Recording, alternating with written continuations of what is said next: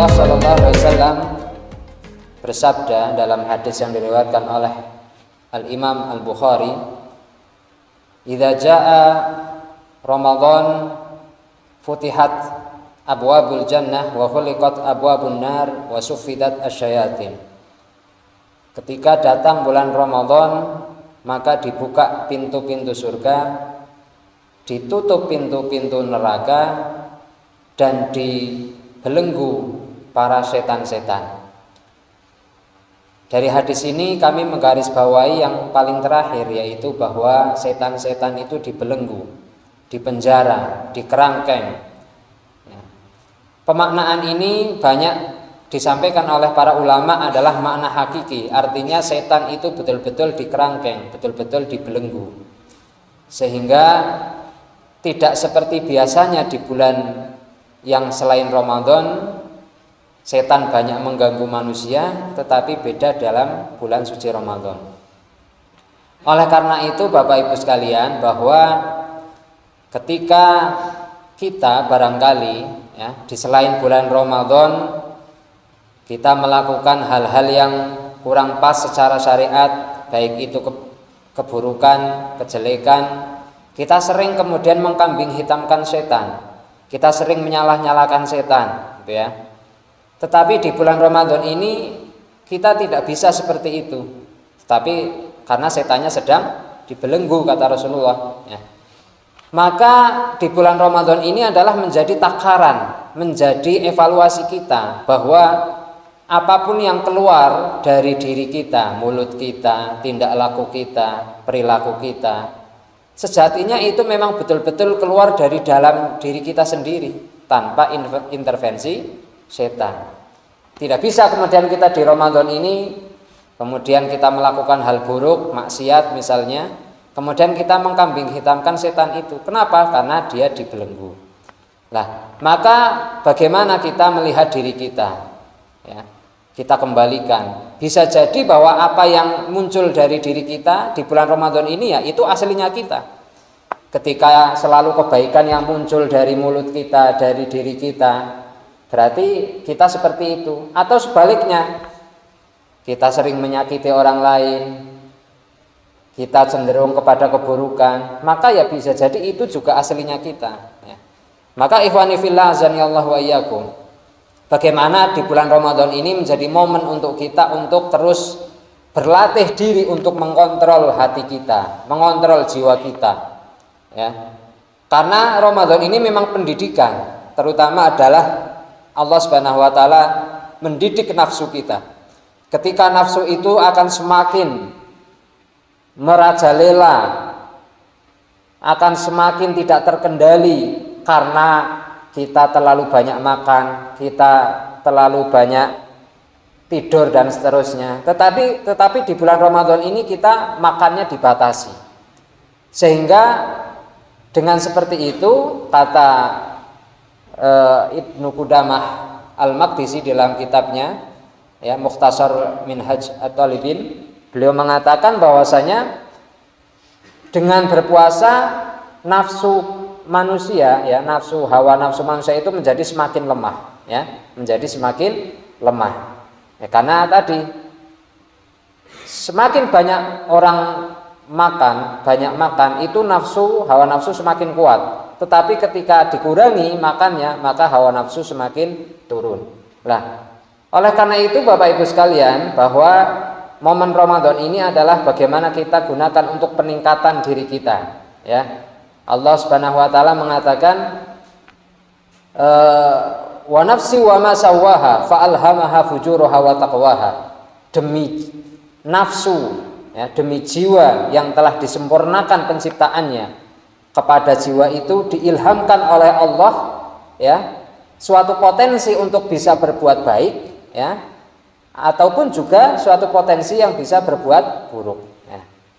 Makanya kalau kita ibaratkan bulan Ramadan ini adalah seperti mesin cuci ibaratnya, kemudian diri kita adalah sebagai pakaian kotornya, maka kita tidak akan bersih di bulan Ramadan ini manakala kita sebagai pakaian tidak dimasukkan ke dalam mesin cuci, kemudian juga tidak disetel listriknya, kemudian juga tidak muter, tidak kasih deterjen dan tidak dikasih air dan seterusnya, tidak akan kemudian pakaian itu akan bersih.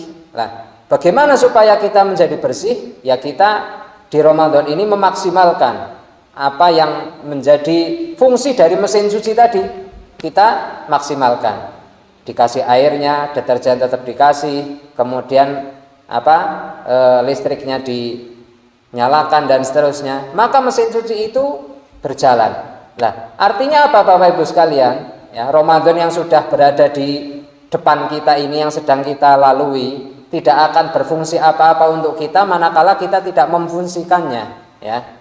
Nah, maka bagaimana kita memfungsikannya? Ya kita paksakan diri kita untuk berpuasa, kita paksakan diri kita untuk memperbanyak tadarus, untuk memperbanyak sholat, dan seterusnya dan seterusnya. Karena kurikulum Ramadan ini kan secara umum ada dua, ya. Kurikulum Ramadan ini secara umum ada dua. Ada satu yang berhubungan dengan bagaimana kita meningkatkan hubungan kita kepada Allah, hablum minallah, yaitu dengan puasa, dengan memperbanyak sholat, kemudian memperbanyak zikir, membaca Al-Quran, memperbanyak doa. Ini adalah kurikulum bagaimana supaya kita semakin erat, semakin meningkat hubungan kita kepada Allah Subhanahu wa Ta'ala. Tetapi ada kurikulum yang kedua, yaitu adalah bagaimana mempererat hubungan kita kepada sesama manusia.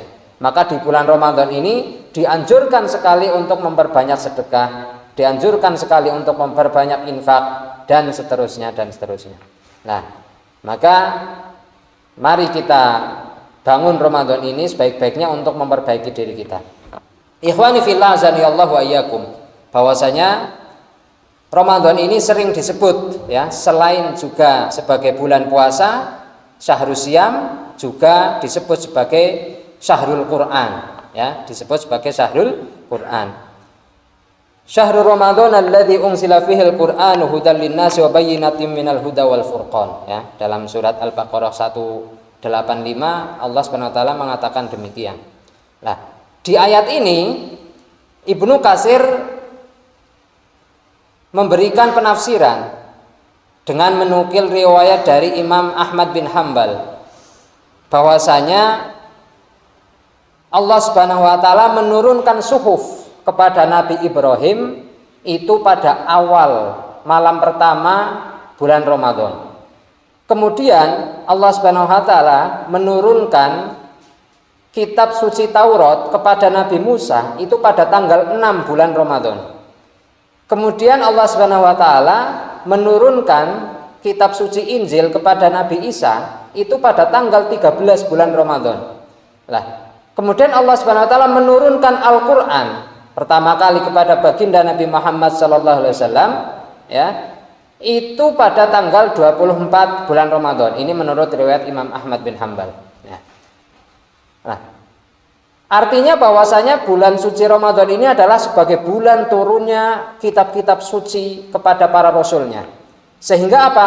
Sehingga Al-Qur'an bulan suci Ramadan ini begitu mulia, begitu istimewa karena di dalamnya diturunkan kitab suci. Yang utamanya adalah kitab suci Al-Qur'an tentunya sebagai kitab suci yang pamungkas yang diturunkan kepada Nabi yang pamungkas, yaitu adalah baginda Nabi Muhammad sallallahu alaihi wasallam.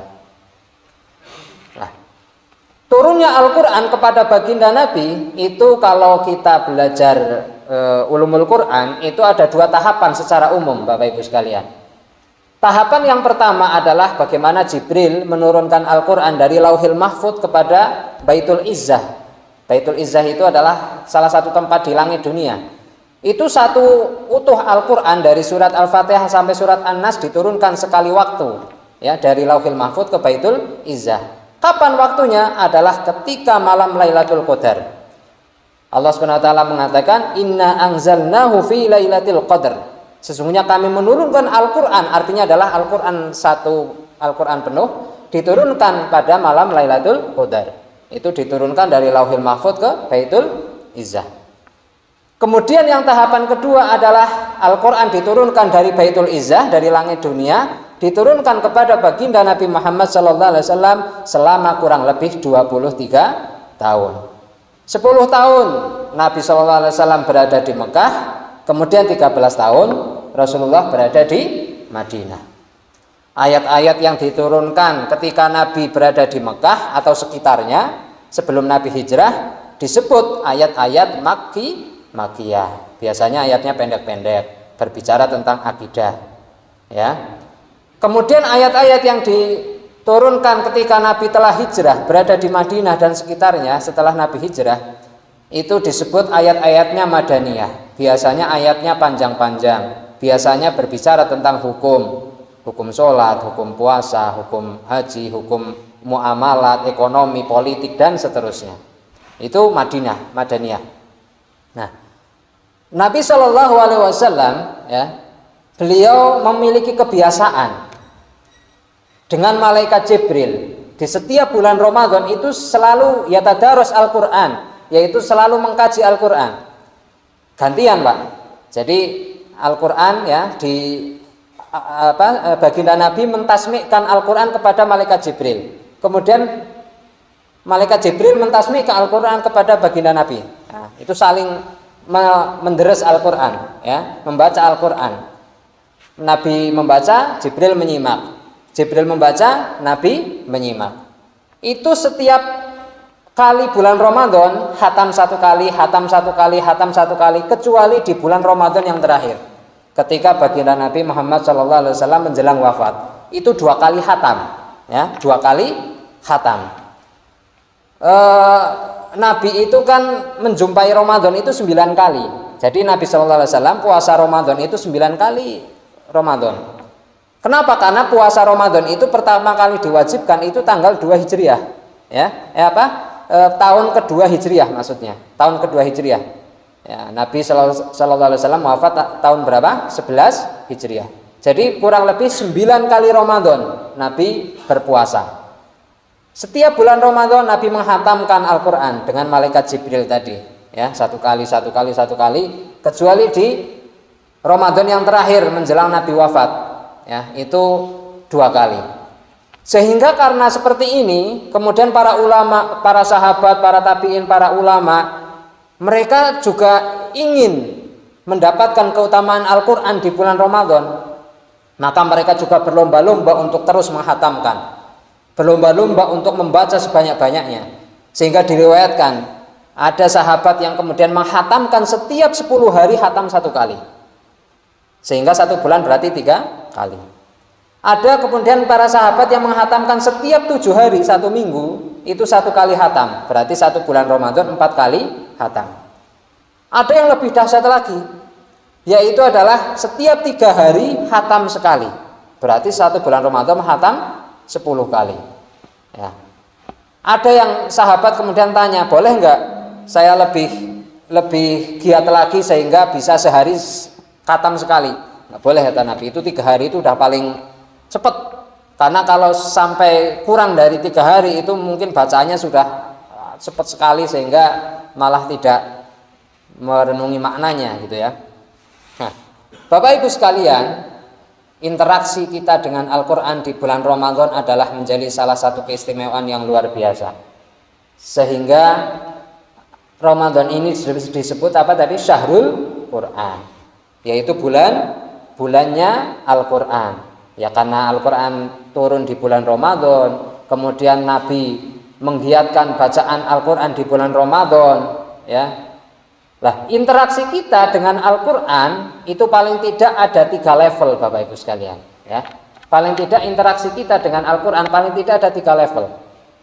Dan Al-Quran itu luar biasa, ya. Level yang pertama adalah bagaimana kita membaca Al-Quran dengan lisan kita, dengan mata kita saja. Artinya kita membaca saja, gitu kan, tanpa mengetahui maknanya, tanpa memahami maknanya. Itu saja itu sudah berbuah pahala. Jadi kita membaca Al-Quran meskipun tidak paham makna, kita dapat pahala. Bahkan pahalanya juga sangat besar, yaitu berapa? Setiap 1 huruf 10 kebaikan, sebagaimana dalam hadis Ibnu Mas'ud yang diriwayatkan oleh Imam Tirmidzi, ya. Setiap satu huruf 10 kebaikan. Kalau kita baca Bismillahirrahmanirrahim, itu kalau kita hitung itu ada 19 huruf. Berarti itu sama dengan 190 kebaikan. Ya. Nah, itu luar biasa istimewa. Sehingga ada ulama yang berpesan ya kepada orang-orang yang merasa banyak dosanya, merasa banyak kesalahannya. Orang yang banyak dosa, banyak maksiat, sebaiknya banyakin baca Al-Quran. Cari amalan yang paling banyak hadiah pahalanya, sehingga itu dapat mengimbangi maksiatnya yang banyak gitu ya. Nah, apa yang paling banyak pahala dari ibadah itu adalah membaca Al-Quran, yaitu tadi satu huruf saja dinilai berapa? 10 kebaikan. Dan istimewanya Al-Quran itu meskipun kita baca terus kita juga tidak paham maknanya, kita nggak pernah bosen. Mana ada misalnya cerita nyokap bosen ya baca Fatihah terus tiap hari, kayaknya nggak ada. Beda misalnya panjenengan misalnya baca novel paham artinya, baca 2 kali 3 kali bosen. Apalagi baca yang berbahasa Inggris nggak paham artinya, udah nggak mau baca malah. Nah, ini Al-Quran istimewanya seperti itu. Kita nggak paham makna, kita baca nggak pernah bosen. Kita baca paling tidak sedikitnya setiap hari baca Al-Fatihah itu kan 17 kali, kita nggak pernah bosen, ya nggak pernah bosen. Ini istimewanya Al-Quran, mukjizat. Ya. Nah, ini membaca Al-Quran dengan lisan dan mata kita itu menghasilkan pahala. Ya, menghasilkan apa? Pahala. Nah, kalau kita tingkatkan lagi kepada level yang berikutnya, kita baca Al-Quran tidak hanya dengan lisan, dengan mata, tapi juga dengan akal kita. Ya, maka di situ tidak hanya menghasilkan pahala, tetapi juga menghasilkan pengetahuan. Kita sedikit demi sedikit melatih tidak hanya membaca Al-Quran di dalam mushaf, tapi juga memahami tafsirnya. Kalau kita belum bisa bahasa Arab, kita cari kitab tafsir yang berbahasa Indonesia. Di sana juga sudah banyak terjemah tafsir, seperti misalnya tafsir Ibnu Katsir itu juga sudah banyak diterjemahkan ke bahasa Indonesia. Cari tafsir-tafsir yang simpel-simpel, tafsir Jalalain misalnya, nah itu juga simpel, ya. Nah, itu dilatih, ya. Jadi tidak hanya dapat pahala, tetapi juga dapat ilmu pengetahuan. Nah, Al-Quran ini dibaca ya oleh orang-orang yang memiliki kepakaran ilmu pengetahuan, dengan akalnya dia baca, maka melahirkan ilmu-ilmu pengetahuan yang luar biasa. Misalnya siapa? Misalnya adalah Ibnu Sina misalnya, dia membaca Al-Quran, dia punya basic kedokteran, maka lahirlah ilmu kedokteran yang luar biasa dengan kitabnya Al-Qanun fit Tibb. Ada lagi misalnya Al-Khwarizmi, dia adalah orang yang memiliki kecenderungan matematika, dia baca Al-Quran, dia teliti Al-Quran, maka lahirlah suatu teori-teori matematika yang sampai sekarang sangat bermanfaat, yaitu Al-Jabar. Ya. Ada lagi misalnya Al-Battani, dia memiliki potensi untuk mengembangkan ilmu astronomi, dia baca Al-Quran, dia teliti Al-Quran, maka lahirlah teori-teori ilmu astronomi yang sekarang dikembangkan juga oleh Muhammadiyah sebagai ilmu falak atau ilmu hisabnya, gitu ya. Al-Quran kemudian dibaca lagi oleh orang yang pakar ekonomi seperti Abu Ubaid Al-Qasim, maka lahirlah kitab Al-Amwal, ya. Luar biasa Al-Quran menginspirasi banyak sekali ilmu pengetahuan. Dibaca lagi oleh Imam Ibnu Khaldun, ya, seorang ahli sosiologi, maka lahirlah teori-teori sosiologi yang sangat luar biasa yang juga sampai saat ini dikaji di barat dengan kitab Al-Muqaddimah, ya. Dibaca lagi oleh pakar-pakar yang lain, maka melahirkan, ya, seperti misalnya Al-Mawardi, dia adalah orang pakar politik, pakar ilmu memiliki penguasaan ilmu politik dan ilmu ketatanegaraan. Maka dengan meneliti Al-Quran lahirlah satu kitab yang namanya Al-Ahkam As-Sultaniyah yang berbicara tentang politik dan ilmu tata negara. Itu Al-Quran ketika dibaca tidak hanya dengan mata tetapi juga sampai kepada akal. Kemudian Bapak Ibu sekalian, kita tingkatkan lagi level pembacaan kita terhadap Al-Quran, ya, terutama adik-adik yang masih belajar ini harus menjadi generasi-generasi yang membaca Al-Qurannya jangan hanya berhenti di mata tetapi sampai ke akal, sampai juga level ketiga sampai ke hati.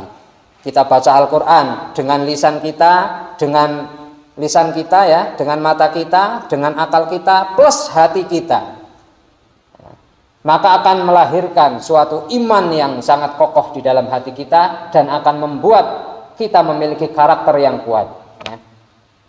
Afala yatadabbarunal Qur'an am ala qulubin aqfaluha. Ya.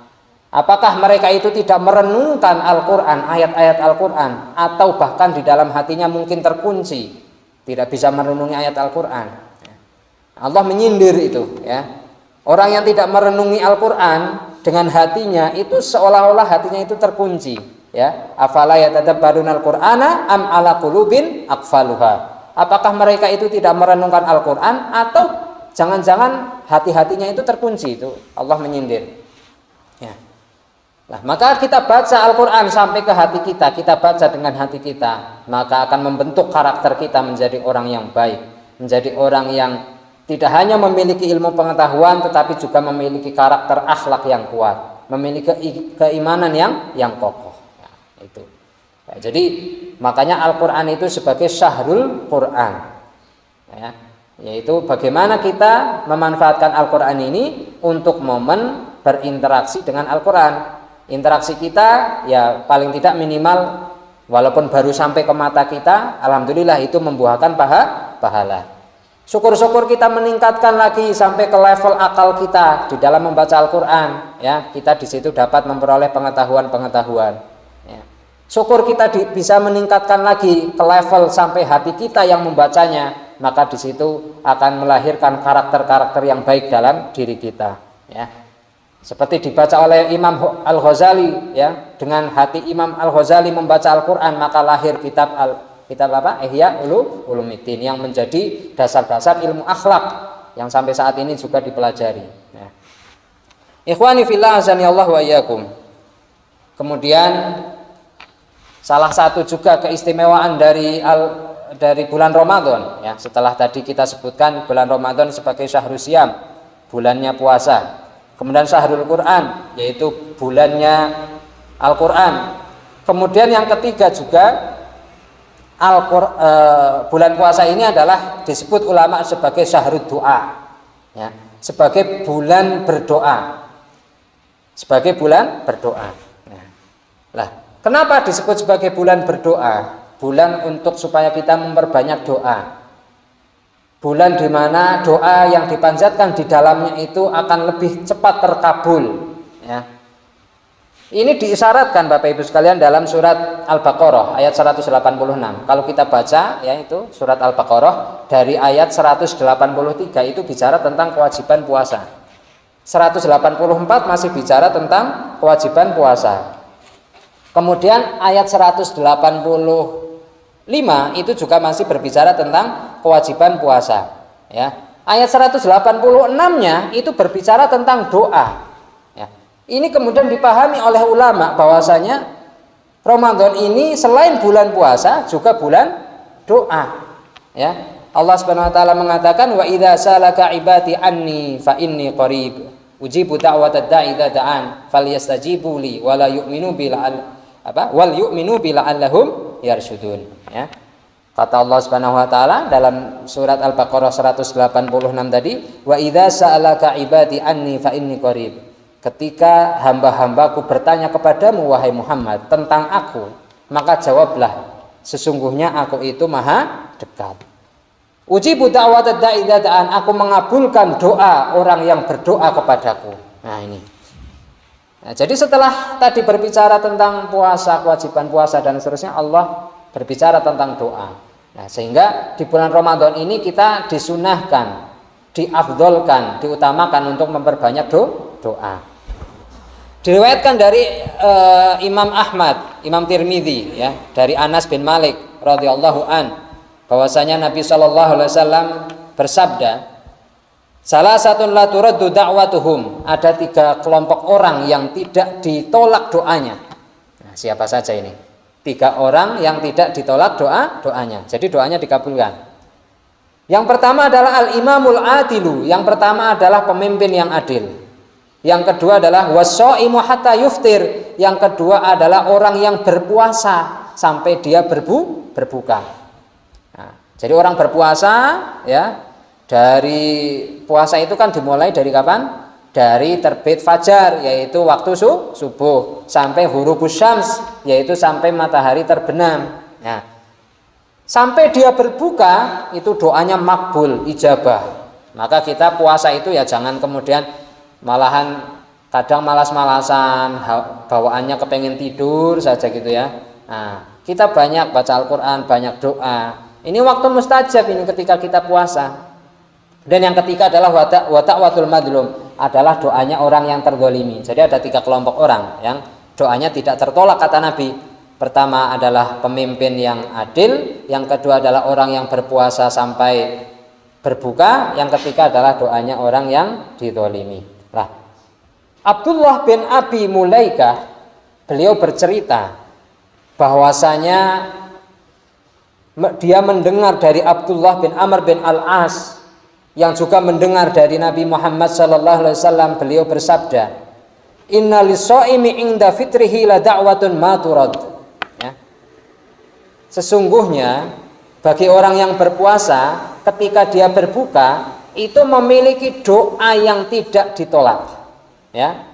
Inna lis-shaimi 'inda fitrihi la da'watun ma turad. Bahkan ini kalimatnya itu dikasih kata penguat. Kalau adik-adik ini belajar ilmu nahwu, kalian akan tahu di situ ada lam ibtida yang fungsinya itu adalah untuk penguatan kalimat. Ya. Inna lis-shaimi 'inda fitrihi la da'watun ma turad. Sesungguhnya bagi orang yang berpuasa ketika berbuka itu memiliki doa yang tidak ditolak. Nah, maka ketika kita berbuka Bapak Ibu sekalian, jangan kemudian kita hanya sibuk untuk memenuhi kebutuhan perut kita, ya, sebanyak-banyaknya kita makan, sebanyak-banyaknya kita minum, ya, akhirnya malah kewargen, akhirnya nanti pas taraweh ngantuk, kalau nggak ngantuk ya karena keberatan perut, akhirnya untuk rukuk sulit, ya kan. Nah, akhirnya jadi tarawehnya males. Jangan dihabiskan waktu untuk berbuka kita hanya untuk asupan perut kita, tetapi adalah bagaimana kita juga memanjatkan doa. Karena kata Nabi itu ketika kita sedang berbuka puasa, ada satu doa yang tidak ditolak. Kita doakan itu. Ya, kita panjatkan doa ketika kita berbuka, ya, kita sempatkan. Nah, ya doa dengan apapun, ya, doa dengan hajat kita, ya. Doa terbaik tentu adalah doa yang dari Nabi, ya kan? Doa terbaik tentu adalah doa maksur, yaitu doa yang diajarkan Nabi, ya. Atau kalau kita tidak bisa, ya kita doa juga, doa pakai bahasa kita sendiri juga nggak masalah, ya. Doa ghairu ma'dzur. Nah, ikhwani fillah azanillahu wa iyyakum, bahwasanya doa itu hakikatnya adalah ibadah. Kata Nabi sallallahu alaihi wasallam, riwayat Ibnu Majah dari An-Nu'man bin Bashir, bahwasanya Rasulullah sallallahu alaihi wasallam bersabda, ad-du'a huwal ibadah. Doa itu adalah hakikatnya ibadah. Jadi ketika kita berdoa, hakikatnya itu adalah sedang penghambaan diri kepada Allah Subhanahu wa taala. Doa itu kan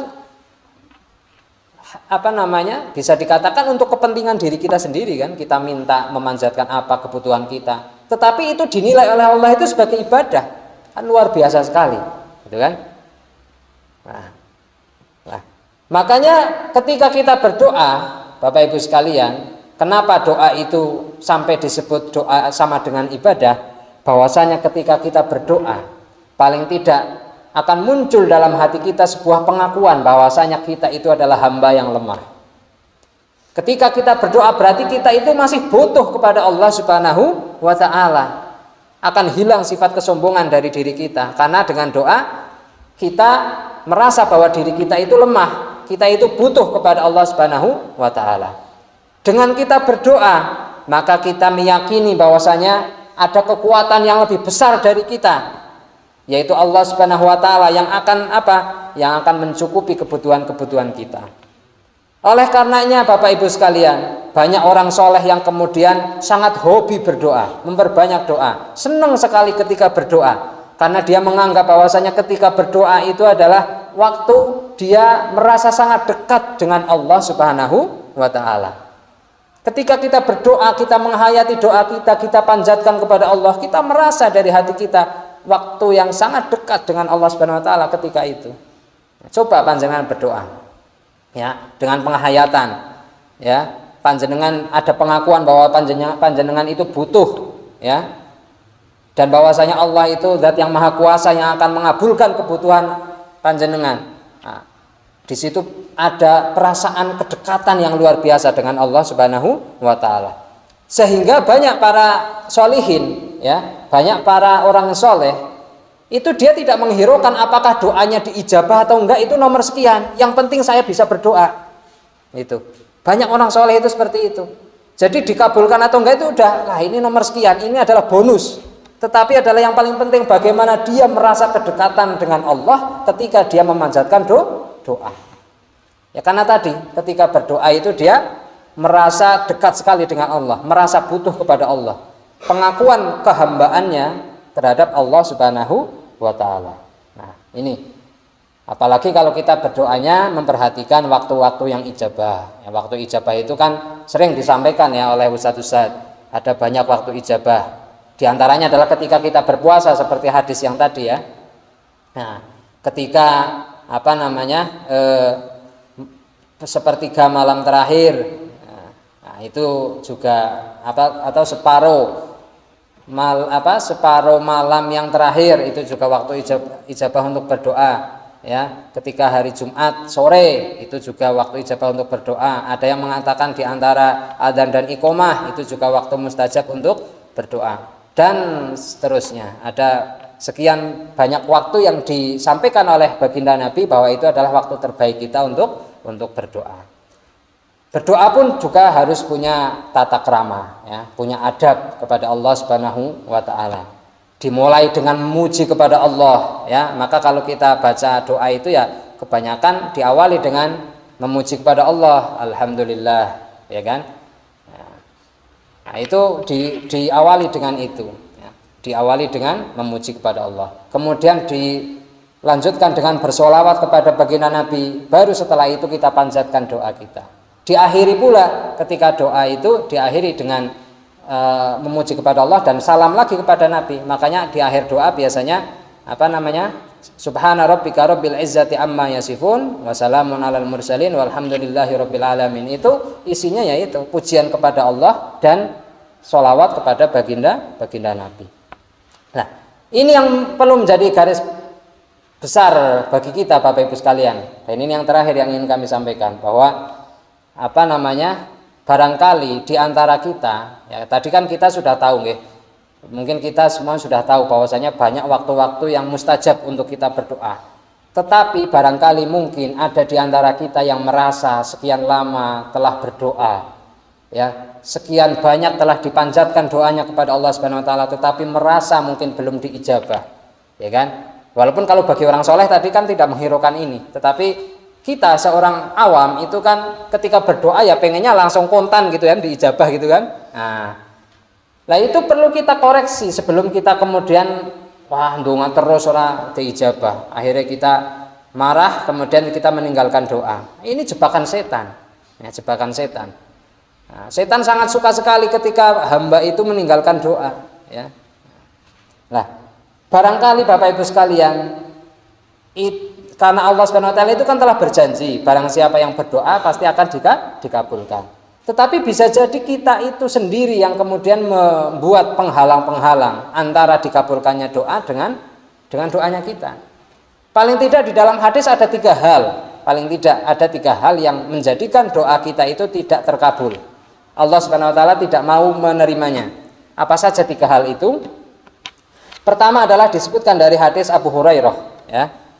Bahwasanya Nabi Muhammad SAW mengatakan, la yazalu yustajabu lil abdi ma lam yad'u bi itsmin au qati'ati rahmin. Nah, ini di dalam hadis ini ada 2 penyebab yang menjadikan doa itu tidak diijabah. Kata Nabi SAW, beliau bersabda, la yazalu, ya, Allah Subhanahu wa taala itu akan senantiasa mengijabah doa terhadap hambanya malam yad'u bi ismin, selagi dia tidak berdoa yang kemudian diiringi dengan dosa-dosa, au qati'ati rahmin, atau diiringi dengan pemutusan hubungan kekerabatan, hubungan silaturahmi. Nah, sehingga apa? Ini 2 hal yang perlu kita perhatikan. Jangan-jangan kita terus berdoa, tetapi kita juga memiliki dosa-dosa yang kita belum sempat bertaubat. Memiliki dosa-dosa yang belum sempat kita bertaubat. Sehingga ini menjadi penghalang antara kita dengan dikabulkannya doa. Ya. Nah, ini penting. Jadi makanya Nabi SAW itu kan mengajarkan kepada kita paling tidak setiap hari itu kita beristighfar 70 kali, dalam satu riwayat 100 kali. Nabi SAW sendiri itu tidak pernah meninggalkan istighfar setiap harinya minimal 70 kali tadi, dalam satu riwayat 100 kali. Ya. Nah, Nabi yang maksum saja, yang tidak punya dosa selalu istighfar. Lah, kita mestinya itu memperbanyak istighfar, ya, memperbanyak tobat. Karena apa? Jangan-jangan kita punya dosa yang belum sempat taubat, sehingga itu menjadi penghalang doa kita terkabulkan. Ya. Nah, ini yang pertama. Jadi ketika kita terus berdoa tetapi ada dosa-dosa yang ada di dalam diri kita, kita belum sempat taubat, itu menjadi penghalang dikabulkannya doa. Kemudian yang kedua adalah qati'atur rahmin, ya. Yang kedua adalah memutus persaudaraan. Kita terus berdoa kepada Allah, kita terus memanjatkan doa kita kepada Allah, tetapi ternyata kita memutus persaudaraan kita dengan, ya, kita memutus tali persaudaraan. Kita selalu bertengkar dengan saudara-saudara kita, maka ini juga menjadi penghalang doa itu terijabah. Nah, ini.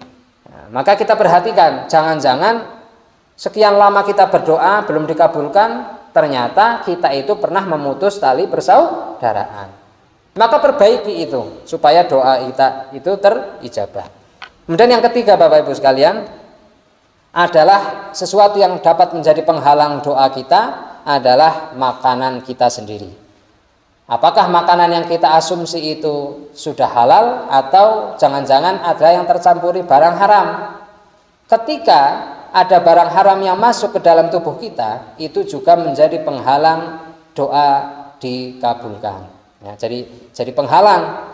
Allah SWT mau mengabulkan, tetapi di sini ada penghalangnya, ada hijab. Akhirnya pengkabulannya tidak jadi, gitu ya. Yang mana penghalangnya itu disebabkan oleh diri kita sendiri sebetulnya, ya. Nah, yang ketiga ini apa tadi? Asupan makanan kita. Ketika ada asupan makanan haram yang masuk ke dalam diri kita, maka ini menjadi penghalang doa terkabulkan. Dalam hadis Abu Hurairah radhiyallahu an, bahwasanya Nabi Muhammad SAW mengatakan, innallaha thayyibun la yaqbalu illa thayyiba. Sesungguhnya Allah Subhanahu wa taala itu maha baik dan tidak menerima kecuali yang baik-baik. Lalu Nabi SAW bercerita, ada seorang lelaki yang dia melakukan safar, perjalanan jauh, sampai lelaki yang melakukan perjalanan jauh itu rambutnya kusut, rambutnya penuh debu. Lalu pada waktu itu di tengah perjalanannya, lelaki ini dia mengangkat kedua tangannya untuk berdoa kepada Allah, meminta hajat-hajatnya, ya Rob, ya Rob, ya Rob. Wa mat'amuhu haram, tetapi makanan yang dikonsumsinya haram. Wa masrabuhu haram, dan minuman yang diminumnya juga haram. Wa malbasuhu haram, pakaian yang dikenakannya juga haram. Wa hudiya bil haram, dan dia juga dibesarkan dengan harta yang haram. Fa anna yustajabu lidzalik. Maka bagaimana mungkin doanya itu akan terkabulkan? Nah, ini menjadi catatan Bapak Ibu sekalian. Kenapa demikian? Singkatnya, mudahnya, bahwa Allah Subhanahu wa taala itu disebutkan itu adalah maha cemburu. Ya. Allah Subhanahu wa taala itu sangat cemburu kepada siapa? Kepada hambanya yang bermaksiat kepada Allah. Sangat cemburu kepada hambanya yang kemudian sudah dilapangkan begitu banyak lahan untuk mencari rizki yang halal, kemudian dia malah mencari rizki yang haram. Maka Allah tersinggung, Allah cemburu. Wong sudah dihamparkan lahan yang banyak, ya, untuk mencari harta yang halal, banyak pekerjaan, banyak hal-hal yang bisa kita kerjakan. Tetapi malah berpaling dari itu semua, malah mencari yang haram. Maka Allah tersinggung, Allah cemburu dengan itu. Maka dengan seperti itu akhirnya doa-doa tidak terijabah. Makanya Bapak Ibu sekalian, kita koreksi sebelum kita kemudian menuntut Allah untuk mengabulkan doa-doa kita, kita koreksi diri kita. Ya. Yang pertama adalah barangkali ada dosa yang belum kita taubat. Jangan-jangan kita pernah memecah tali persaudaraan atau memutus tali persaudaraan yang belum kita sambung lagi. Kemudian jangan-jangan pernah ada asupan haram yang masuk ke dalam tubuh kita. Maka kita tobat terus sehingga kita menjadi netral kembali. Lah, bulan Ramadan ini adalah menjadi momen untuk kita terus bertaubat kepada Allah Subhanahu wa taala. Semoga apa yang kita lakukan di bulan Ramadan ini diterima oleh Allah Subhanahu wa taala dan kita bisa memaksimalkan ibadah kita di bulan suci Ramadan ini. Amin ya rabbal alamin. Syukran wal afu minkum. Nun wal qalami wa ma yasturun. Wassalamualaikum warahmatullahi wabarakatuh.